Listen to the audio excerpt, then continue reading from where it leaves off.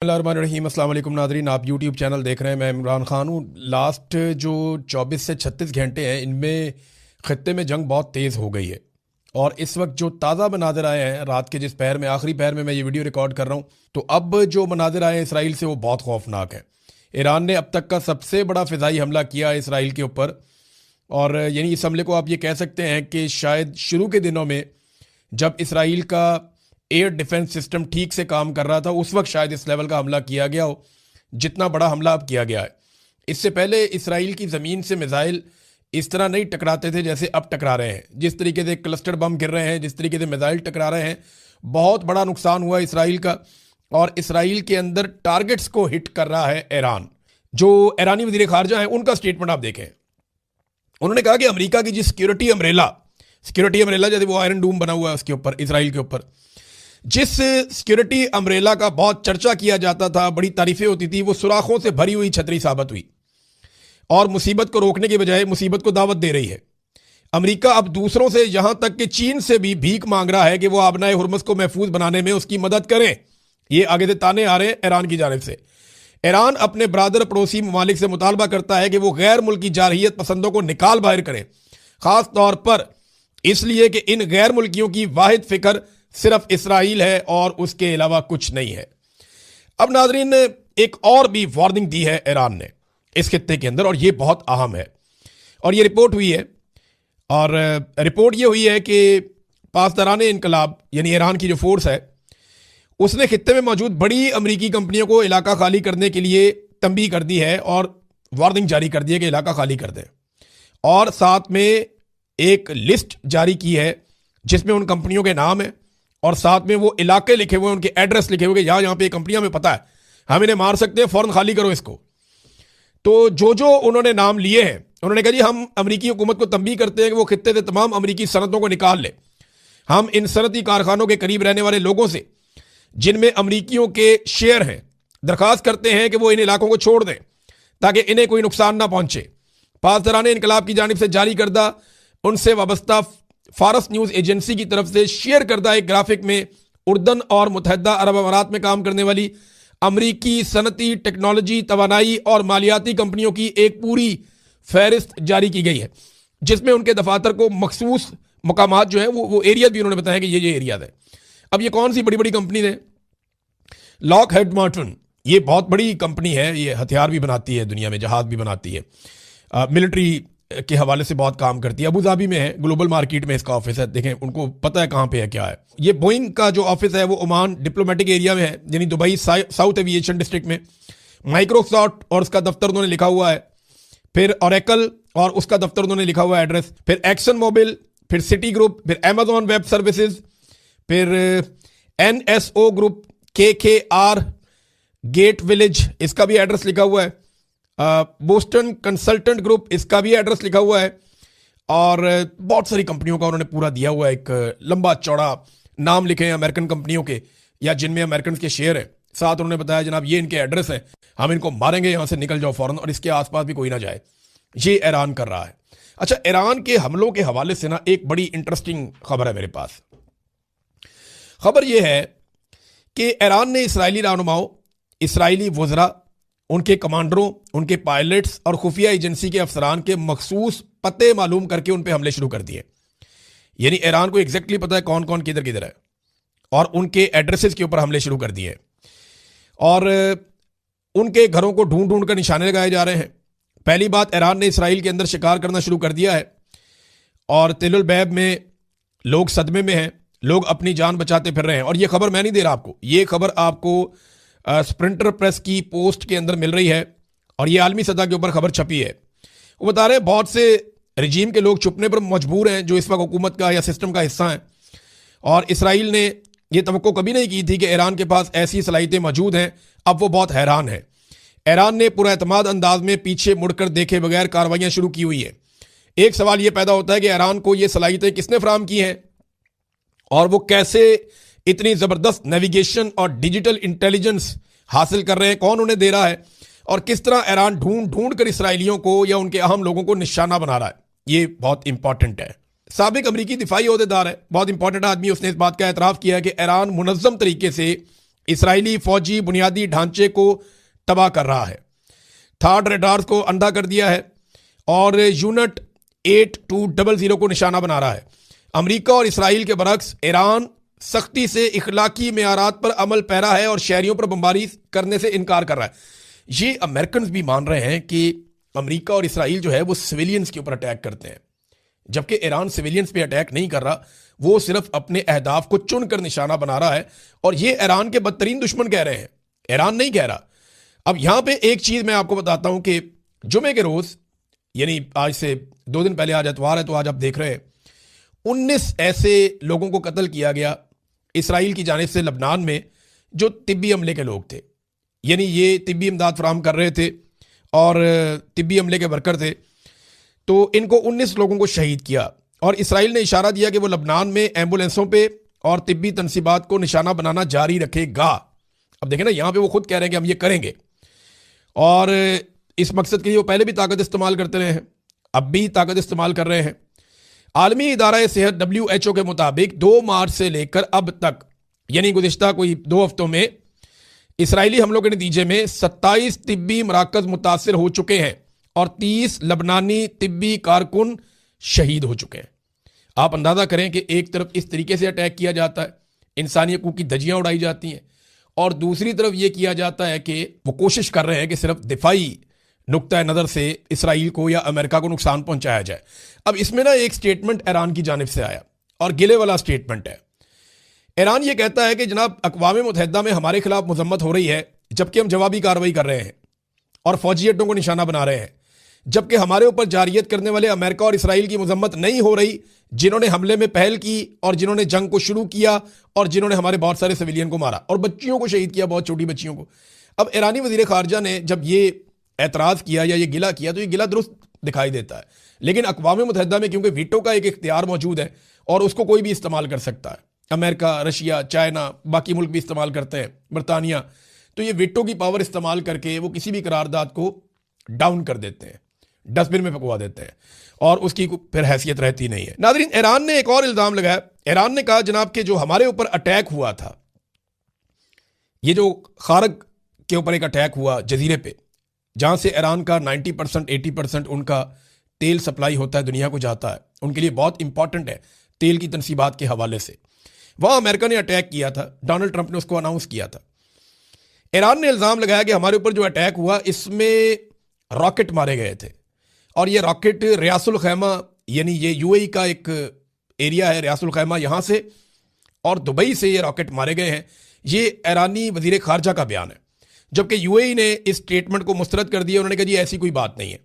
दूसरी जानिब ईरान ने यूक्रेन को भी एक वार्निंग जारी कर दी है कि अगर यूक्रेन ने इसराइल को ड्रोन दिए और ड्रोन देकर इसराइल की मदद की तो फिर ईरान के पास ये जायज़ होगा और यूक्रेन ईरान का जायज़ हदफ बन जाएगा। हम यूक्रेन के ऊपर अटैक कर सकेंगे और हमारा ये हक होगा कि हम बदले में यूक्रेन के ऊपर हमला करें। देखिए ना, यूक्रेन के साथ पहले ही रशिया की जंग चल रही है, अगर ईरान भी यहां से अटैक करेगा तो यूक्रेन के लिए प्रॉब्लम बढ़ जाएगा और यूक्रेन को 2 महाजों पे लड़ना पड़ेगा। अब यूक्रेन ने यह सोचना है कि उसने कितने ड्रोन किसको फराहम करने हैं, अमेरिका ने तो उनसे मांगे, देखते हैं क्या होगा। नाज़रीन, एक और बड़ी इंपॉर्टेंट डेवलपमेंट जो है ना, वो इस रीजन से आबनाए हुर्मत में तो जंग चल रही है। डोनाल्ड ट्रंप के लिए सबसे ज्यादा शर्मिंदगी की बात यह है कि समंदर का एक रास्ता है, एक तरफ डोनाल्ड ट्रंप बैठा है, इसराइल बैठा है, अमेरिका के इत्तेहादी अरब ममालिक बैठे हैं और एक तरफ अकेला ईरान है। ईरान ने वो रास्ता बंद कर दिया, ये सारे मिलकर खुलवा नहीं पा रहे और डोनाल्ड ट्रंप पूरी दुनिया को आवाज़ें दे रहा है कि आगे इसको खोलो। अब आबनाए हुर्मज़ अगर जंग बंदी के बाद खुलती है तो डोनाल्ड ट्रंप की कोई इज्जत नहीं बचेगी, और अगर इस वक्त डोनाल्ड ट्रंप जंग बंद करके वापस चला जाता है, चाहे जीतने की अनाउंसमेंट करके वापस चला जाए, डोनाल्ड ट्रंप का सौदा कोई नहीं खरीदेगा, डोनाल्ड ट्रंप की बात कोई नहीं मानेगा। उसके लिए सिचुएशन बहुत परेशान कुन है। लेकिन इस रीजन से हजारों मील दूर एक और एरिया है और वो मैं बात कर रहा हूं शुमाली कोरिया की। शुमाली कोरिया में 2 लोग बहुत इंपॉर्टेंट हैं, एक किम जोंग उन और एक उनकी बहन किम यो जोंग। ये दोनों बहुत इंपॉर्टेंट हैं, इनकी बहन के स्टेटमेंट को भी बहुत अहमियत दी जाती है। तो किम जोंग उन ने कहा कि हम जंग नहीं चाहते, लेकिन हम जंग को अवॉइड भी नहीं करना चाहते, यानी हमारा कोई इरादा नहीं, अगर जंग मुसल्लत की गई हम लड़ना भी चाहते हैं, फिर यानी जंग को अवॉइड करने का हमारा कोई इरादा नहीं है, लेकिन हम जंग लड़ना नहीं चाहते। अमेरिका ने हमला करके बेशर्मी की है, यह गैर कानूनी जारहियत है, इसको यह करार दिया किम जोंग उन ने। जबकि उनकी जो बहन है किम यो जोंग, उन्होंने कहा कि अमेरिका और साउथ कोरिया की जंगी मुश्कों के खौफनाक नताइज बरामद होंगे। ये वार्निंग दी उन्होंने। ये अभी अमेरिका और जनूबी कोरिया वहां पे जंगी मशकें कर रहे हैं, जिसपे 10 मिसाइल मारे हैं किम जोंग उन ने, और उन मिसाइलों को इंटरसेप्ट नहीं कर सका अमेरिका या जनूबी कोरिया। जनूबी कोरिया और शुमाली कोरिया में लड़ाई रहती है ना, और शुमाली कोरिया की लड़ाई जापान के साथ भी रहती है, तो इसलिए अमेरिका ने वहां पे एयर डिफेंस सिस्टम लगाए हुए हैं। वो एयर डिफेंस सिस्टम निकाल के वहां से ले गया अमेरिका, इसराइल को बचाने के लिए। मिडिल ईस्ट के अंदर उनको जरूरत है। तो अब यहां पे उन्होंने जब मिसाइल मारे तो वो इंटरसेप्ट नहीं हुए, और अब किम जोंग उनको ये पता है कि वो जो भी मिसाइल मारेगा ये फिजा उसके लिए खाली है। ये माहौल बन गया वहां पे, तो वो धमकी शमकी भी उन्होंने लगा दी है। और ये उनकी बहन ने भी कह दिया है कि अमेरिका और साउथ कोरिया की जंगी मशकों के बड़े खौफनाक नताइज हो सकते हैं। ये एक तरह की वार्निंग उन्होंने जारी की है। नाज़रीन, अमेरिका ने बड़े बड़े मुल्कों से मदद मांगी, वो तो बड़ी दूर की बात है। स्विट्जरलैंड जैसा एक छोटा सा मुल्क यूरोप के बीच में है, कोई इतना बड़ा तगड़ा मुल्क भी नहीं है। स्विट्जरलैंड ने 2 अमरीकी फौजी जहाज़ों को या परवाज़ों को अपनी फ़िज़ाई हदूद के इस्तेमाल की इजाज़त देने से इनकार कर दिया। अब आप अंदाज़ा करें कि अमेरिका की हालत इस वक्त क्या बन चुकी है कि स्विट्जरलैंड जैसा एक मुल्क वो मना कर रहा है, नहीं जी आप तैयारे यहां से नहीं गुजार सकते। एक और नाज़रीन, आपको मैंने बताया था प्रोफेसर जियांग के बारे में। ये चाइना के एक प्रोफेसर हैं जो कैनेडियन नेशनल हैं। इन्होंने पहले कुछ पेशन गोइयां की थी जो बिल्कुल ठीक साबित हुई हैं। अब इन्होंने 3 पेशन गोइयां मौजूदा हालात में की हैं। एक, उन्होंने कहा कि अमेरिका ईरान के खिलाफ एटमी हथियार इस्तेमाल नहीं करेगा। देखें, ये अगर जब भी करेगा ना तो इसराइल करेगा, अमेरिका नहीं करेगा, ये मुझे भी अंदाजा है। उन्होंने कहा जी अमेरिका ये हथियार इस्तेमाल नहीं करेगा, एटमी हथियार। दूसरा, उन्होंने कहा कि ईरान में अमेरिकी फौजें दाखिल होंगी। अब उन्हें यह लगता है कि कैलकुलेशन ये बन गई है कि डोनाल्ड ट्रंप के लिए पीछे हटना अब मौत है और आगे बढ़ना वैसे ही मौत है, तो वो इसको लिंगर ऑन करने के लिए अपनी फौज दाखिल करके कोशिश करेगा कि आहिस्ता आहिस्ता उसका फैसला मकबूल हो जाए। बहरहाल ईरान में अमेरिकी फौजें दाखिल होंगी, ये उन्होंने कहा। और एक फॉल्स फ्लैग ऑपरेशन के बारे में बातें भी हो रही है कि कोई ना कोई ऐसी कार्रवाई अमेरिका में या अमेरिकी इत्तेहादियों के साथ कहीं ना कहीं हो जाएगी, जिसकी बुनियाद पे फिर सारे मिलकर ईरान के ऊपर अटैक करेंगे और ये जमीनी फौज भी जा सकती है। लेकिन इसमें जो सबसे इंपॉर्टेंट चीज उन्होंने की, उन्होंने कहा जी अमेरिका और इसराइल ईरान जंग की आड़ में मस्जिद अक्सा को तबाह कर देंगे, हम मुसलमान कहते हैं शहीद कर देंगे। उन्होंने यह दावा किया कि अमेरिका और इसराइल ईरान जंग की आड़ में मस्जिद अक्सा को नुकसान पहुंचा सकते हैं, उसे शहीद कर सकते हैं। ये बात इससे पहले भी कुछ लोगों ने की है, ये बात इससे पहले सुनी गई है, एक मरतबा नहीं मल्टीपल टाइम सुनी गई है। और ये बड़ी खौफनाक सिचुएशन बन जाएगी और मुसलमानों के जज्बात बहुत भड़क जाएंगे। एक और खबर है नाज़रीन, और ये खबर है सिंपल इतनी सी है कि दुनिया भर के मीडिया को एक खबर फीड की गई है, क्योंकि इस खबर में किसी सोर्स का नाम नहीं बताया गया। ये नहीं बताया गया कि हमास के किस रहनुमा ने यह बात की या हमास के कौन से ग्रुप ने यह बात की। बस ये एक तस्वीर शाया करके ये लिख दिया गया कि दुनिया भर के मीडिया को यह खबर जारी की गई है, और मीडिया में छपी हुई है, आप गूगल करके देख सकते हैं कि हमास ने ईरान से एक दर्द बड़ी अपील की है कि जनाब आप अरब ममालिक के ऊपर हमले ना करें। देखिए, ईरान बार बार ये कह रहा है कि हम तो अरब ममालिक पे हमले नहीं कर रहे, हम तो उनको शहरियों को बचा रहे हैं, हम तो सिर्फ उस दुश्मन पे हमले कर रहे हैं जो अरब ममालिक की सरजमीन को हमारे खिलाफ इस्तेमाल कर रहा है। ये ईरान बार बार कहता है। बहरहाल इस खबर का कोई सोर्स अभी तक सामने नहीं आया। सोर्स सामने आएगा तो पता चलेगा कि ये कौन है।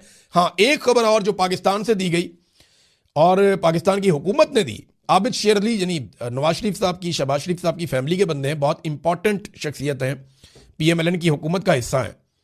तो आबिद शेर अली ने दावा किया कि मुल्ला हैबतुल्लाह को कत्ल कर दिया गया वहां पे पाकिस्तान एयरफोर्स की जानिब से अफगानिस्तान में। अब ये बड़ी अजीब चीज है। यानी आबिद शेर अली ने लिखा कि कंधार पर ताज़ा तरीन पाक फजाइया के हमलों के बाद तालिबान के सुप्रीम लीडर मुल्ला हैबतुल्लाह खूनज़ादा की सूरत हाल गैर वाज़ेह है। मुतअद्दिद ज़राए दावा कर रहे हैं कि वो पाकिस्तानी हमलों में हलाक हो गए हैं। अब हमने सारा मीडिया चेक किया, 3-4 साल हो गए इनके बारे में खबर ही क्यों नहीं आई इंटरनेशनल मीडिया में, और इस तरह की कोई खबर है भी नहीं। ये एक फेक खबर है।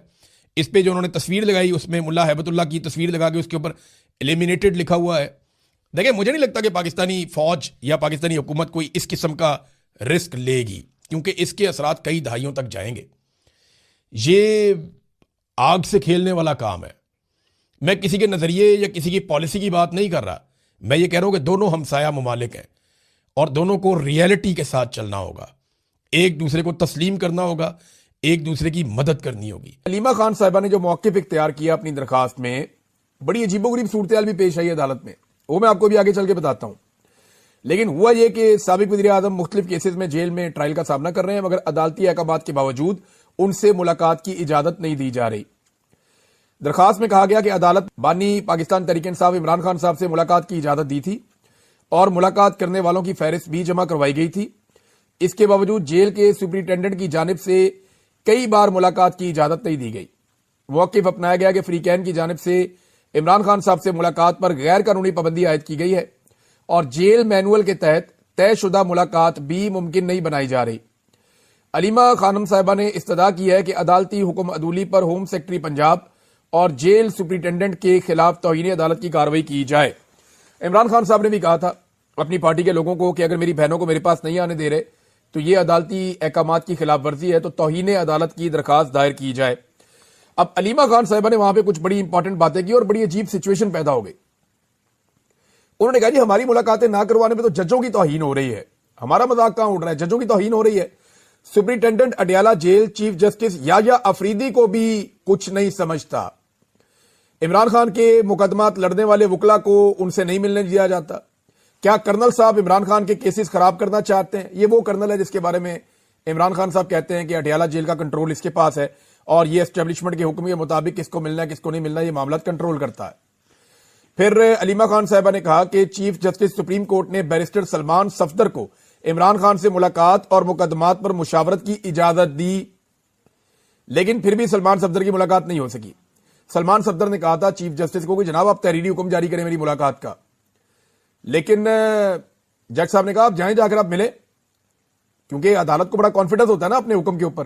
तो जनाब याया अफरीदी साहब का जो हुक्म है वो भी जूते की नोक के ऊपर रखा सुपरिटेंडेंट अडयाला जेल ने, और चीफ जस्टिस ऑफ पाकिस्तान के आर्डर को भी कुछ नहीं समझता, वो तौहीन अदालत भी नहीं लगा रहे हैं। ये कहा अलीमा खान साहिबा ने कि इस्लामाबाद हाई कोर्ट के 3 जजों के ऑर्डर की खिलाफ वर्जी हुई।